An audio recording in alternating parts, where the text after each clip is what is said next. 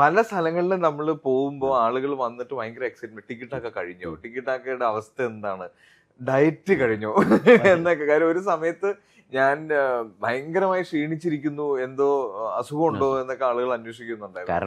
കാരണം ഇതാണ് ഒരു ജെൻസി ചോദ്യം. ഞാൻ ആസിഫ് അലിയാണ് കാണാൻ വരുന്നതെന്ന് പറഞ്ഞപ്പോൾ എൻ്റെ അടുത്ത് തന്നുവിട്ടത് ഇതാണ്. എൻ്റെ മോനാണ് ചോദിച്ചത്, ടിക്കറ്റൊക്കെ എന്തായി എന്ന് ചോദിക്കണം എന്ന് പ്രത്യേകം പറഞ്ഞാൽ വിട്ടത്. എനിക്ക് ഒത്തിരി ആളുകൾ, അതായത് ടിക്കറ്റൊക്കെ ഷൂട്ട് ചെയ്ത് തുടങ്ങിയ സമയത്ത് അതിനൊരു ഭയങ്കരമായ ഒരു റീച്ച് കിട്ടി. അതിന് ഷൂട്ടിനിടയിൽ എനിക്കൊരു ആക്സിഡന്റ് ഉണ്ടായി. അപ്പൊ അതിനെ പറ്റിയിട്ട് ആളുകൾ ഭയങ്കരമായിട്ട് അന്വേഷിക്കുന്നുണ്ടായിരുന്നു, ഭയങ്കര കെയർ ചെയ്തു. അപ്പൊ അങ്ങനെ എന്നെ ശ്രദ്ധിച്ചിട്ടുള്ള എല്ലാവർക്കും ടിക്കറ്റാക്കയെ കുറിച്ച് അറിയാം. അപ്പൊ കുറെ നാളുകളായിട്ട് ഞാൻ വേറെ സിനിമകളൊന്നും ചെയ്യുന്നില്ല, ടിക്കറ്റാക്ക എന്ന് പറഞ്ഞ് ജീവിക്കുവാണെന്ന് എല്ലാവർക്കും അറിയാം. അപ്പൊ ഞാൻ ശരിക്കും എനിക്ക് എന്ത് സന്തോഷമാണെന്നറിയോ, പല സ്ഥലങ്ങളിലും നമ്മൾ പോകുമ്പോൾ ആളുകൾ വന്നിട്ട് ഭയങ്കര എക്സൈറ്റ്മെന്റ്, ടിക്കറ്റൊക്കെ കഴിഞ്ഞോ, ടിക്കറ്റാക്കയുടെ അവസ്ഥ എന്താണ്, ഡയറ്റ് കഴിഞ്ഞോ എന്നൊക്കെ. കാര്യം ഒരു സമയത്ത് ഞാൻ ഭയങ്കരമായി ക്ഷീണിച്ചിരിക്കുന്നു, എന്തോ അസുഖമുണ്ടോ എന്നൊക്കെ ആളുകൾ അന്വേഷിക്കുന്നുണ്ടായിരുന്നു. കാരണം ഇതാണ് കാര്യം, ഈ 6 പാക്ക് എന്ന് പറയുന്ന സാധനത്തിന്റെ ശരീരത്തിൽ നിന്ന് ഒരുപാട് ഫാറ്റ് കളയേണ്ടി വരും. അപ്പൊ നമ്മൾ വല്ലാതെ മെലിയും എന്നൊക്കെ മനസ്സിലാക്കിയത് അതിലാണ്. ഓക്കെ, അപ്പൊ ഈ ഷൂട്ട് കഴിഞ്ഞു, വീണ്ടും പഴയ ഒരു റൊട്ടീൻ ഡയറ്റിലേക്കൊക്കെ മടങ്ങി വന്നു. അപ്പൊ ഈ ഓണത്തിന് ഒരു കംപ്ലീറ്റ് റൊട്ടീനിലേക്ക് ഞാൻ മടങ്ങി വന്നിട്ടില്ല. കാര്യം ഉദ്ദേശിക്കുന്നില്ല എന്നാണോ? ശരിക്കും ഉദ്ദേശിക്കുന്നില്ല എന്ന് തന്നെയാണ്. കാര്യം ഞാന് ഭയങ്കര അൺഹെൽതി എന്ന് പറയാൻ പറ്റൂല, എങ്കിലും നമുക്ക് ഒരു ലൈഫ് സ്റ്റൈലിന് അങ്ങനെ ഒരു വലിയ കെയർ ഒന്നും ഞാൻ കൊടുത്തിട്ടുണ്ടായിരുന്നില്ല. അപ്പൊ ഷൂട്ടാണെങ്കിലും കിട്ടുന്നതൊക്കെ കഴിക്കുക, കിട്ടുന്ന സമയത്ത് കഴിക്കുക എന്നൊക്കെയായിരുന്നു. അപ്പൊ ഞാൻ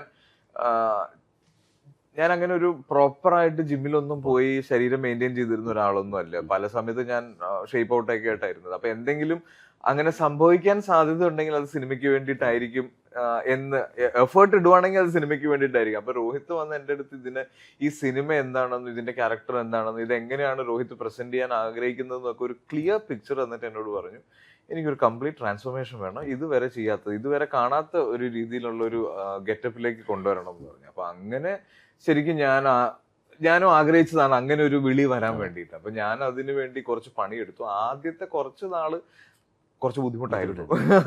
നമ്മുടെ അത് ചായ മുതലുള്ള ശീലങ്ങൾ മാറ്റണമല്ലോ. ബ്ലാക്ക് ടീ, ബ്ലാക്ക് കോഫിയിലേക്ക് മൊത്തമായിട്ട് മാറി.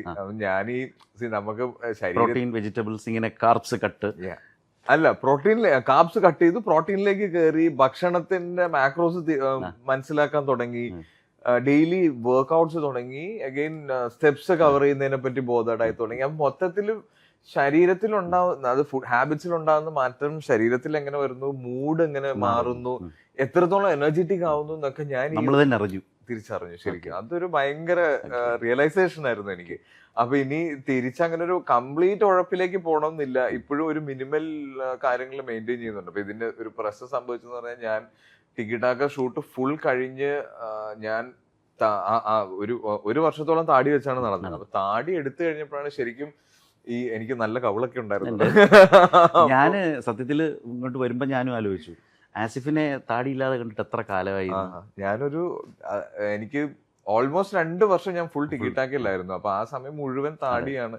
പിന്നെ ഈ നമുക്ക് എല്ലാവർക്കും ഉണ്ടല്ലോ ഒരു അലസത ഫീൽ ചെയ്ത് കഴിഞ്ഞാൽ നമുക്ക് താടി വളർത്തും, വളരെ എളുപ്പം മെയിൻറ്റെയിൻ ചെയ്യണ്ട.